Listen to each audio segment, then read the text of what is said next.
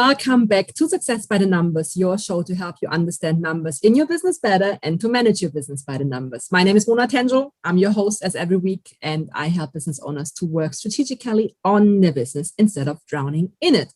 And in this show, Success by the Numbers, we speak about all the things that you need to build a business by the numbers to make sure it runs sustainable so that you don't have to do all the work, but that your business automatically generates the results.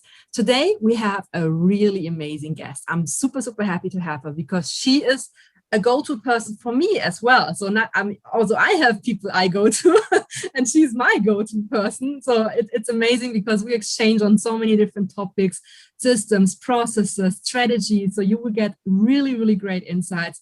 Please help me welcome Dr. Yazemin Yazan. She is not only an expert, this is not really the word, she's an authority. She's like a pioneer in change management, in digital transformation. She's an expert in marketing. And not only that, but she's also a publisher and she's a multiple best-selling author. Do you still know how many times best-selling author you are already? Not really. She can share more about it in a moment on when we still come to the publishing piece. But first of all, let me welcome Dr. Yazemin Yazan. Hi, Yazemin. Thank you so much for the welcoming me here and having me here and the awesome introduction. Thank you so much. You're very welcome.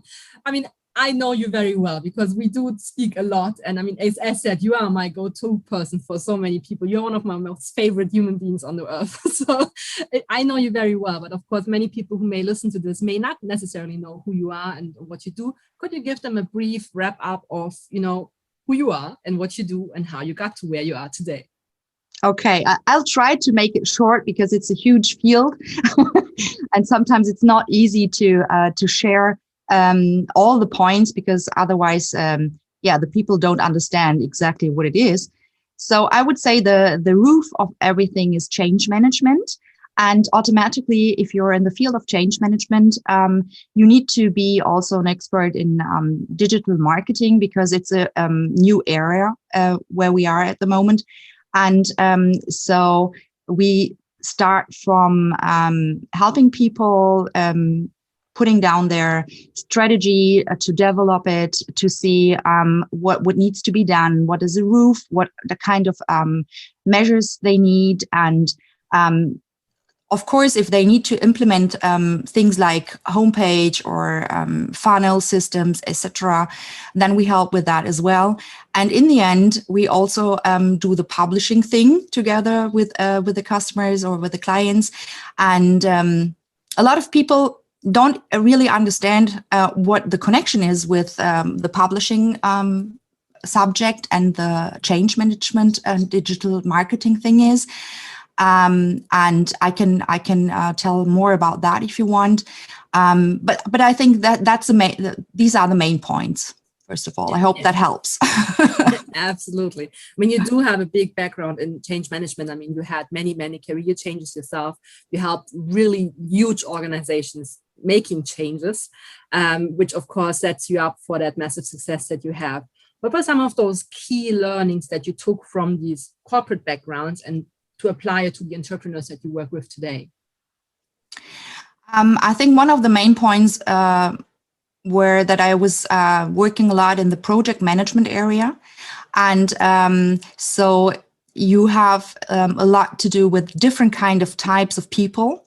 Communication is one of the biggest parts. The way you talk to the customer, the way you talk to key holders, and so you have always to be diplomatic on one hand. On the other hand, you need to know yourself and your product and what is the good thing about it or the USP about it. So you are able to show other people not what the product does, but what the value is for the customer. And so I think it's very good to have a lot of knowledge in different kind of areas as well. So to be able, on the one hand, to see the things from the upper point, like a meta how to say, from the meta level. Yeah, thank you. And on the other side, also to be able to go deep, to ask the right questions. So most of the time, a lot of people try to find quick solutions, but I think it's more important to have the right questions before you find the answers. So that was a very great point on saying, like, many people are not understanding that they have to build a solid foundation, right? So they just start doing stuff, right? And I think, I mean, I've seen that many times myself when we go to change processes. I just think like, yeah, just train the people and that's it. Like, well, not that easy, right? It's not only the training. It's not only like, okay, now I know which button to click. Often it's much more. It's like going into the processes, going into changing the way people think. And I mean, of course, this also gives another light on what you also do a lot. And I mean, that's what most people don't know. You have a doctor, and a doctor is, I mean, maybe you share what the doctor is about and what actually you did your doctor in, so that people get the connection also, what this also has to do with change management, right? Yeah. So I did my PhD in adult education in the field of coaching. And the research was about the thesis, professionalism in coaching. So I had the chance to have interviews with experts who are established in the field of coaching, not only the ones who are just doing the practical work, but also the ones who are working at the university doing the research about coaching. And there I could, of course, learn a lot as well, because huge results on what I was working for years now. Absolutely. Yeah. And I was a little part of that journey, but not of course the entire journey. That was many years, which also of course is the value of a PhD, right? It's a lot of work behind that. But I think that knowledge that you bring from that adult education point of view into, okay, what does this have to do with change management? How do people learn at all, right? I mean, this is also very important. And I think this also changes with new technologies, which goes back to the digitization. New technologies change the way we look at things and change the way we also have to deal with data. And I mean, as we all know, we have to deal with much more data today than ever before. How do we as humans process this, and how is this also influencing our behaviors at the end of the day?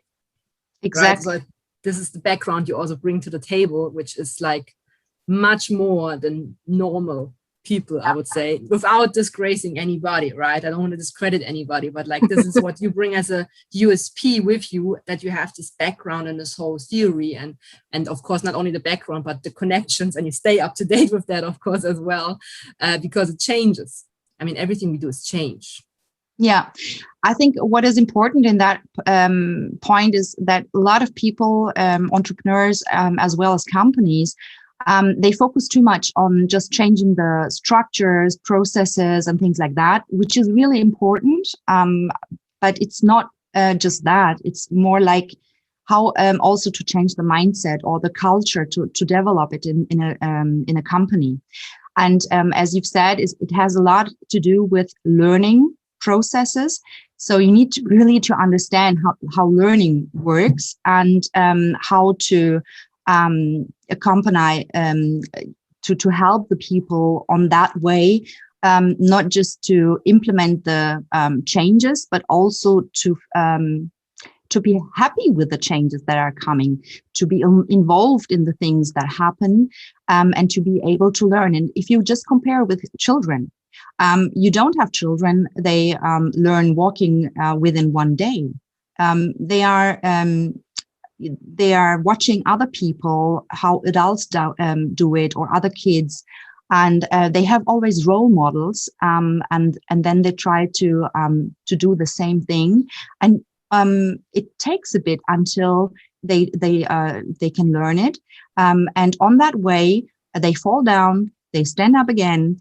And no one says, why did you fall down? Why did you do the mistake or anything like that? So it's normal for us. And we say, we try to empower them to say, yes, go on, just try it again. And you can really compare that process to what should happen in companies as well. But most of the time, we do changes and implement things, but we don't talk about it. The people don't understand what the background is, why it is necessary.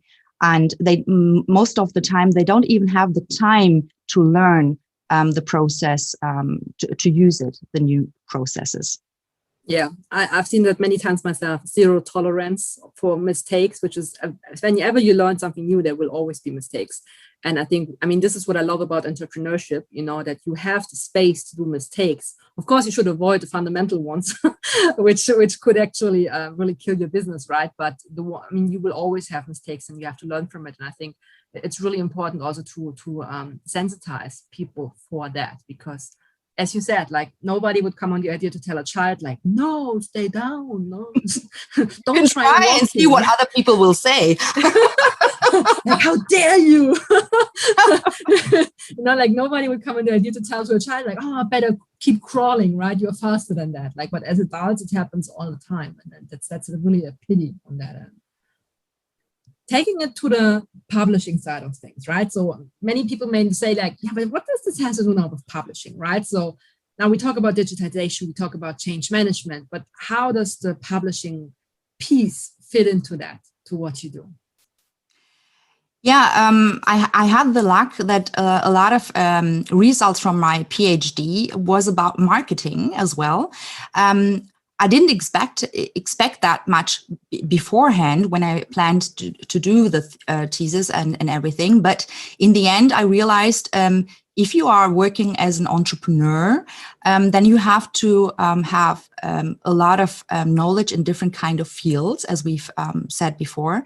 And one of those fields is the marketing area. So it's the internet is huge. So it's not just having a website and thinking about your logo.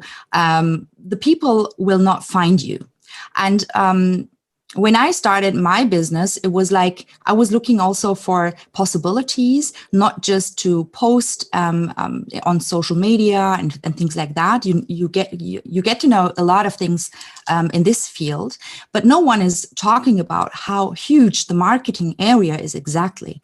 And I was lucky about that with my research. So I got a lot of information from those interview partners, and it was really funny because most of them, when I asked them what kind of marketing they are doing, they told me they do not anything. But in the end, when I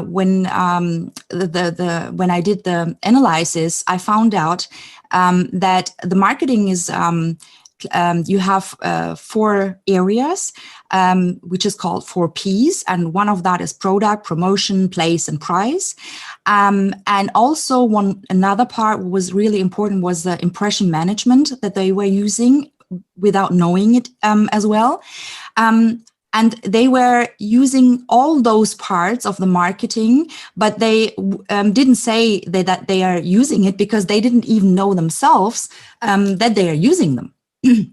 And in this, in one of those sections, there was a book publication, and that was quite interesting because all of those experts, they had publications, and not just one, but several ones. So I decided to find out more about that, and then realized that it's a huge sector because a lot of people are just doing self-publishing, for example, just publishing a book and then waiting that something happens. But if you just use this project as a strategic project to understand what is behind it and use all those levels, doing the walking through the process, then you really are able to use that to get more credibility in the field. You will be seen as an expert, and no one will really ask if it's because it's not like a blog, it's not like an article. It's more than that. So they buy your book, they read it, and they get trust to you. And after you have already the trust, then it's easier that they keep in touch with you so that you can sell something, for example, or you can have services with them. But the most difficult thing is if you just publish a book, it doesn't matter if it's by a publishing house or a self-publishing book, normally you don't know who your buyer is. So you need to find ways, for example, to implement into your book to get the leads. And a lot of people don't even think about that. So how to be able to get into interaction with the reader. And this is what we are doing. So maybe now you can understand what the connection is. I mean, you know it already, but our listeners. So the connection is really in the end that it's not just having or publishing a book. It is more, you have a roof, and within the roof, you have different kinds of things you need to do. And you need to put the book publication in it with a plan. So it fits to all those other things you are also doing. So marketing is not just doing some postings on social media. You have a lot of different kind of lines, and all those lines putting together gets a huge impact in the end as a result. Of course, it takes a while. So it's not like overnight.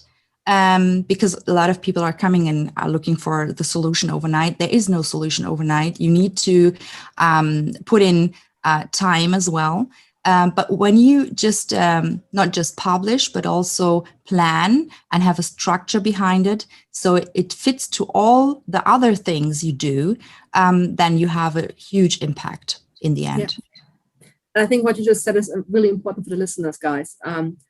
We talked about this in other interviews already. It is not one thing you do. It is many different things. It's like a big puzzle, right? You have these little pieces, and then you put them together, and at one point, they all fall into one big picture. But of course, that picture does not come random.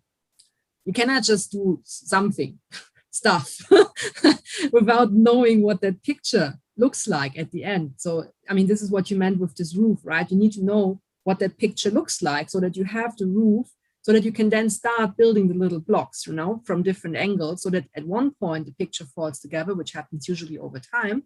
And then it feels like, you were just lucky. No, you were not lucky. You were strategic.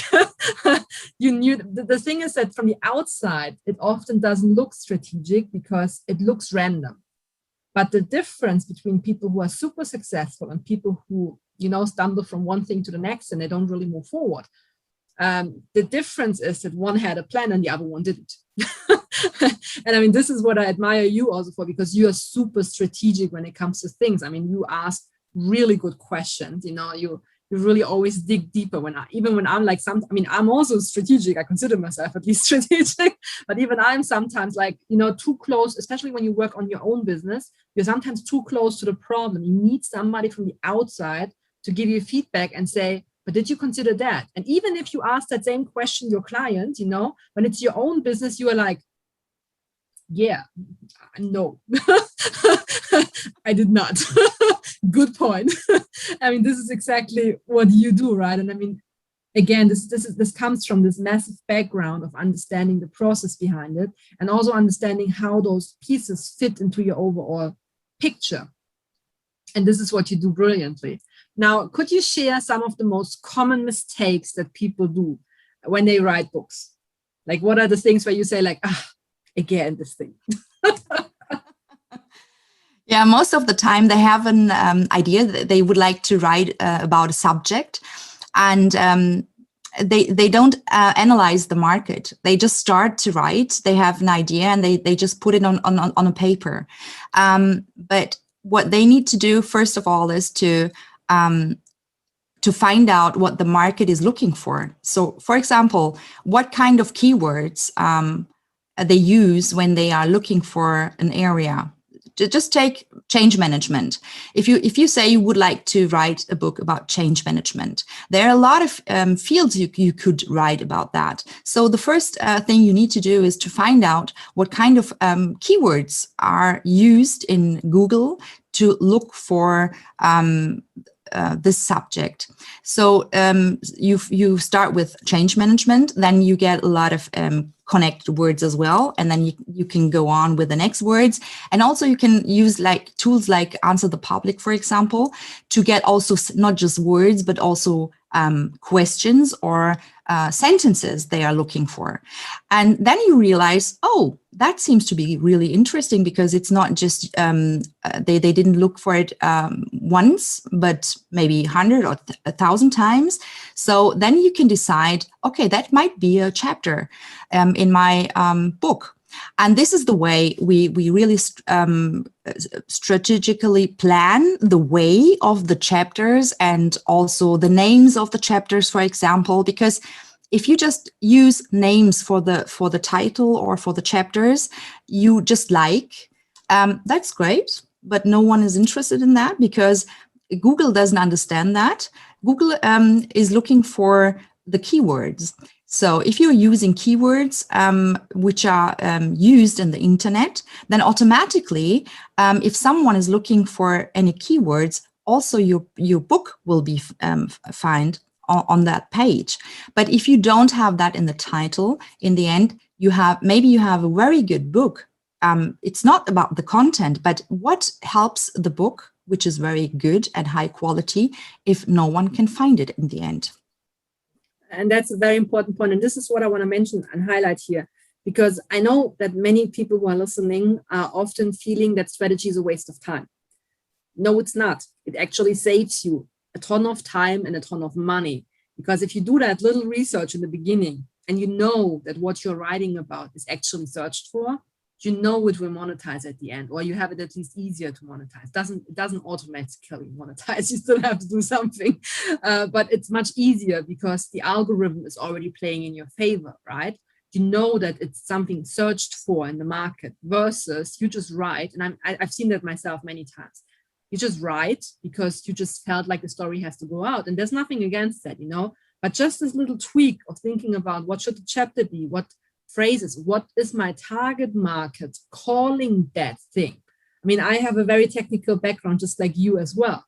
The words that we use in corporate is not what an entrepreneur is looking for.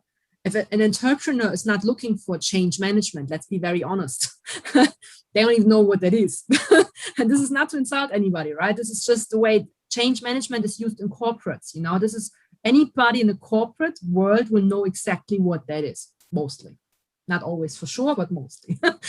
If you look for entrepreneurs, they look for the same essence behind it, but they call it differently. They call it overcoming obstacles. They call it adapting or finding new platforms, right? So they call it differently. It's the same thing of what you do, but they call it differently. And the way you write the titles or the way you name it in a chapter can make all the difference between reaching a corporate person versus reaching an entrepreneur. And the question is, who do you want to sell to? There are two different target groups. Yeah. This is the second point with the target groups, because a lot of people just want to start. They are not really thinking about what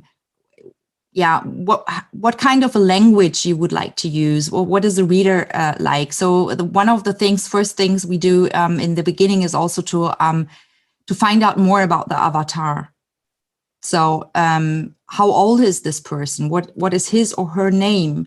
What are the interests? And all those things you would also do as an entrepreneur to plan your business. Exactly the same things you do also if you are going to publish a book. And one of the important things is that there needs to be a match between your business and the target group, and also the target group of the book, because otherwise it doesn't go together. So this is one point. A lot of people are not really thinking about that at all. They're just writing a book in a field. And the second thing is really to use those tools to find out more about this target group, to be able to plan also the marketing behind it.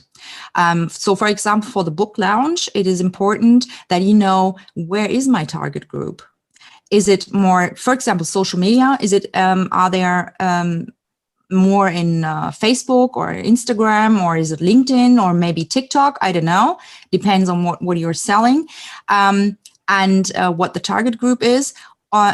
So if you are having 5 posts on LinkedIn, but your target group would have been in Facebook, then no one will see it. In the end, no one will buy it.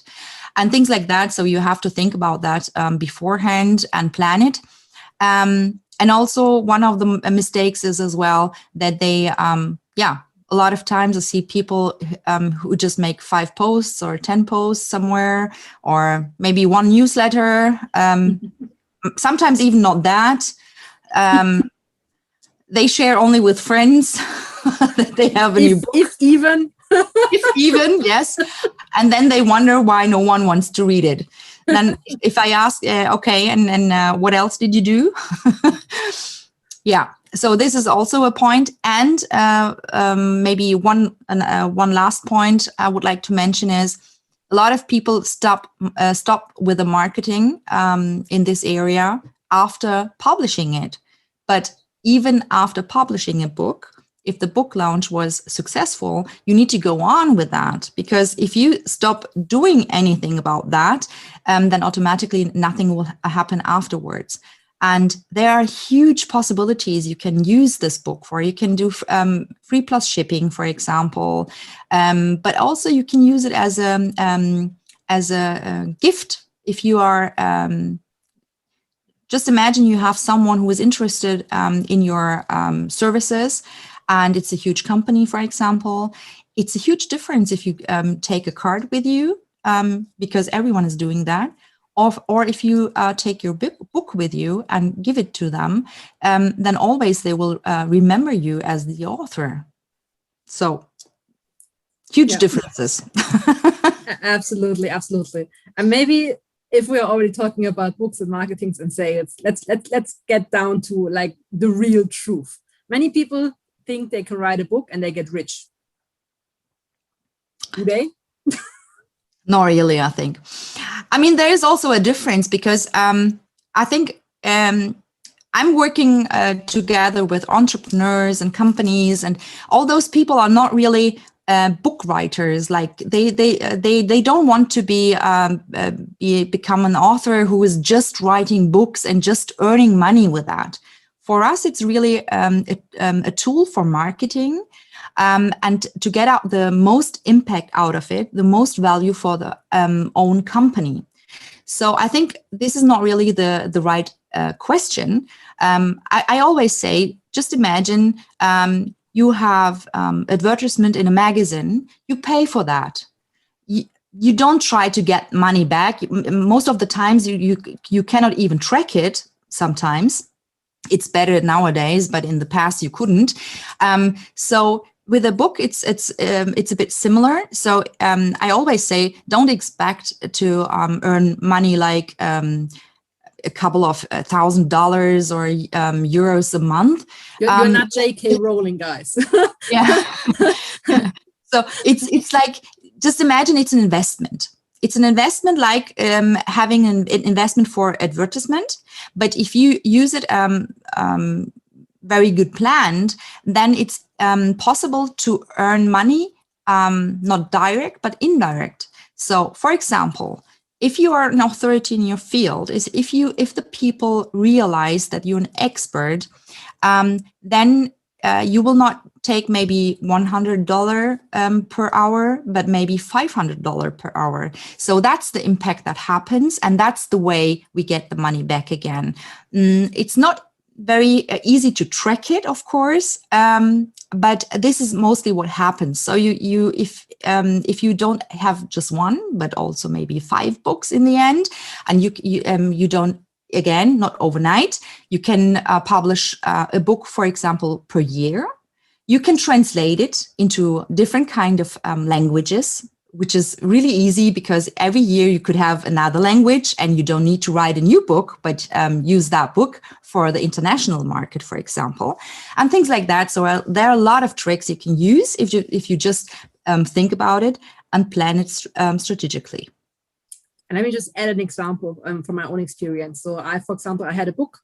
I thought it was interesting. I read it, $10. That book mentioned several times that they have workshops. Maybe also one in mine here. They mentioned that several times throughout the book, and I realized, like, I read the book, and then like 10 months, nothing happened. But it stuck in my head. They have workshops, and one day I was like, okay, let me look if maybe there is a workshop near to me. And I was like, oh, in fact, there is one. Look at this. And look, it's only $200. Let me just go there. Then I went to a 3-day event for $200 because I was like, come on, $200, like 3 days, whatever. Let me just go there. So I went there. Guess what happened? I purchased stuff there.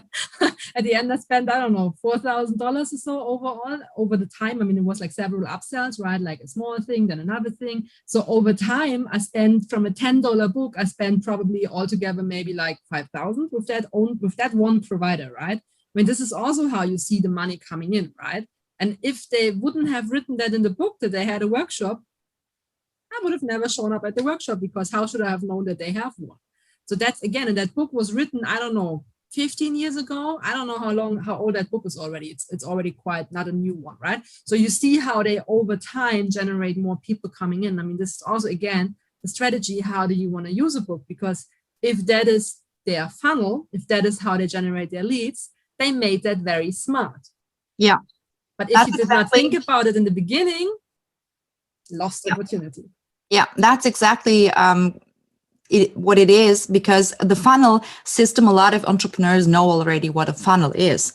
And with a book, you can just have the same structure.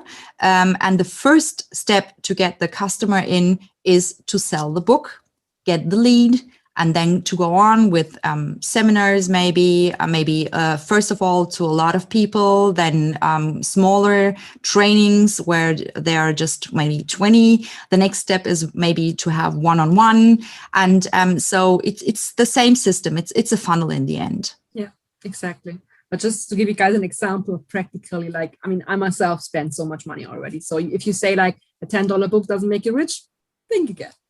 Not immediately, but think again. Maybe the license fee won't make you rich. Looking at publishing itself, there's always a big dispute between self-publishing and publishing with a publishing house. Now, I published my book with a publishing house because it was convenient, to be honest. But still, I did some parts with you as well, especially for the marketing piece, because I was not that happy how that worked. I mean, they did their part, but for example, the publishing house was not interested whether I am a bestseller or not. Where I was like, but that's why I'm doing that whole thing. like who cares for those few euros I'm going to earn with the license fees? I want to have that title, you know, being a multiple times best-selling author. So when you hear that dispute, like, what's your opinion? Like, does it make sense to go to a publishing house? In which cases maybe does it make sense? Is self-publishing always better? Like, what's your take on this? Because you're much, much deeper in that topic. I personally prefer the self-publishing because most of the times you have bad contracts with the publishing houses. So, for example, they take all your rights, and even if you want to translate your book, you have to ask if it's okay. You can't decide yourself, and so you are the author, but you don't have haven't got the ability to decide everything in the end, because the publishing house needs to say okay. So that was always the reason why I decided to keep my rights with me and to choose what I'm going to do. And even the most publishing houses are very traditional, so some do quite nothing about marketing, except that they have you in one magazine where all those other books are also inside, which were published in the same year. And that's it. But if you really want to use it as a marketing tool where you can decide a lot of things yourself, like, do I want to have a freebie? Do I want to make a free plus shipping and things like that? Then I think it's better to do a self-publishing, because then you can structure it yourself. You can decide yourself. Of course, the first time, maybe it's better to have someone who helps you, because you don't know all the steps on that way. But after you have done it once, you are able to do it several times the same way. So I think you can decide always yourself, first of all, if you want to do it on your own and find out and put the time inside as an investment to learn how it goes, or if you prefer to have someone who is already established in the field and know how it works and can show you the short way to publish your first book. But we also have people who decide to do both. So sometimes, depending on what the plan is for the book, sometimes they decide to do it via publishing house, and other times they do it via self-publishing. So I think in the end there is no this is right or wrong. So it's always a individual decision, and you have to do your decision yourself. But you should know what the pros and cons are, because if you don't know that those, then you might have wrong decisions and you can't turn them back. So I had one customer call today.